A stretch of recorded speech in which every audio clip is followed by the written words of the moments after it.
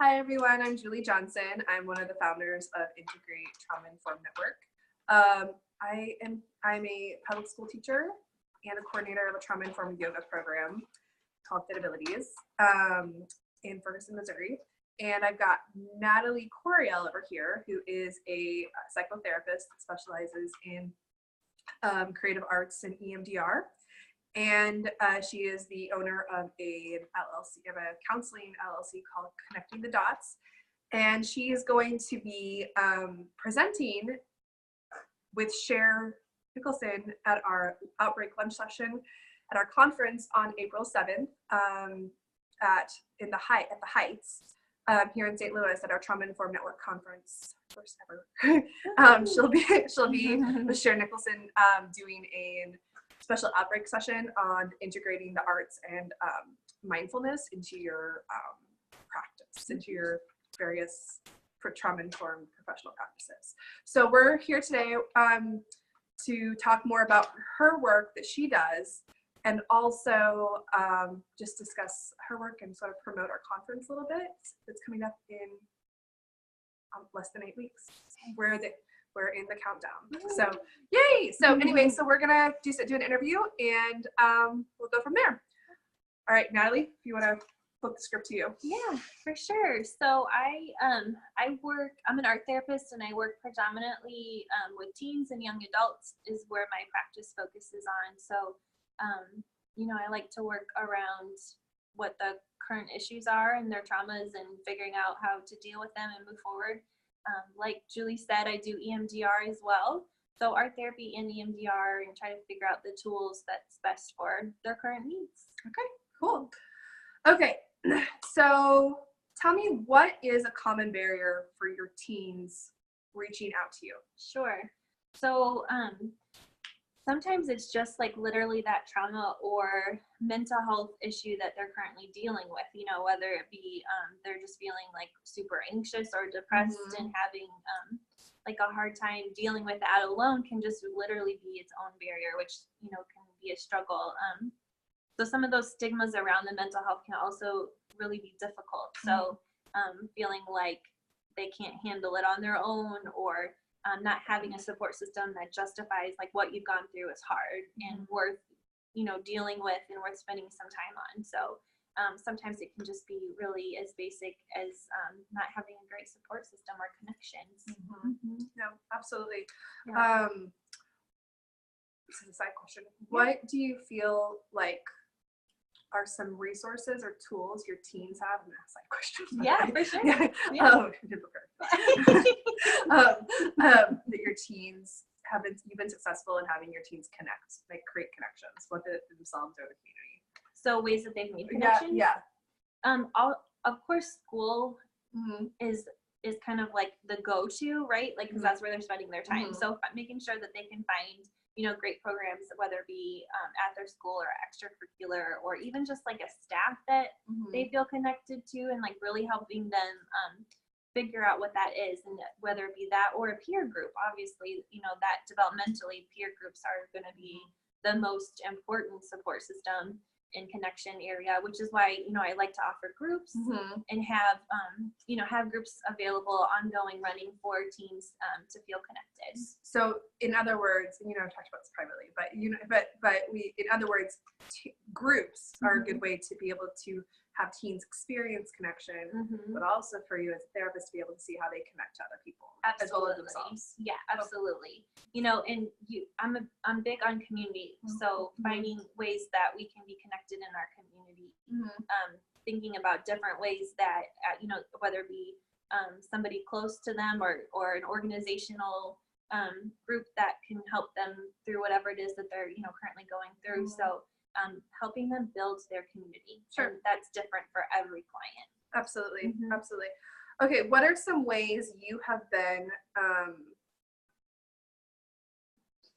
I'm sorry, what's this? working. Sorry. I have my questions right now to make sure that I was working on those barriers.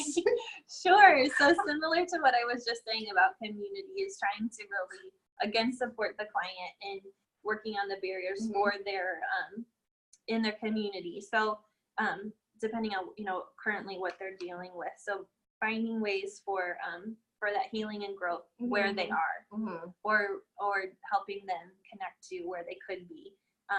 And one of the things that I like to do is make sure they have access to therapy. So like, if they can't get to me, then I offer online therapy. So then like we can do like this, like via video, and be able to access that support even if they can't physically get to me. So if mom and dad can't drive or whatever it may be, then at least they still have the access and support. Okay, cool. Great. I think that's a great that's a great way. And you're going to be, that's part of your plan in the future, is to be offering online services. Yeah, I actually currently do offer that. Okay. So good. Yeah. Good to know. What is something your teens and parents get from your services? So something that's a little bit unique to my services is offering the creative arts piece. So being and you can kind of see back here all of our supplies in the studio space. We're at the Living Arts Center in Maplewood, in case I didn't say that earlier. Which is an amazing space. Which is where she does her groups. Yeah, so we have groups here, which is incredible. The Living Arts are amazing people. So they let me use their space here for groups, which is really cool, to have access to supplies and resources here, which is an amazing resource for our teens and for parents to be able to come in and use creativity in ways that maybe they haven't before. And, you know, kind of that idea of play, like reminding teens that like, oh, right, yes, you are a teen, but we can kind of relax and play a little bit and get to where we need to be. So that's one way, is finding ways to get that creative outlet implemented. Cool. Yeah. So tell me, what other things do you have? So where are you offering your groups right now? Okay. Yeah. What's coming up next for you? So I'm doing, I currently am running a group with some of the kids coming out of DYS. So that's something I'm doing right now. And offering, forming a group for more of that connection piece and that community building, and working more on community arts in the area. So that's where I'm going with groups. Okay. So about the conference, so you and Cher are doing the conference on April the 7th. What are you hoping that participants in that, because it's a popular one. Okay, we've gotten a lot of questions about it. Okay. What are you hoping that the average teacher, social worker, therapist can get out of you and Cher's session? Of course.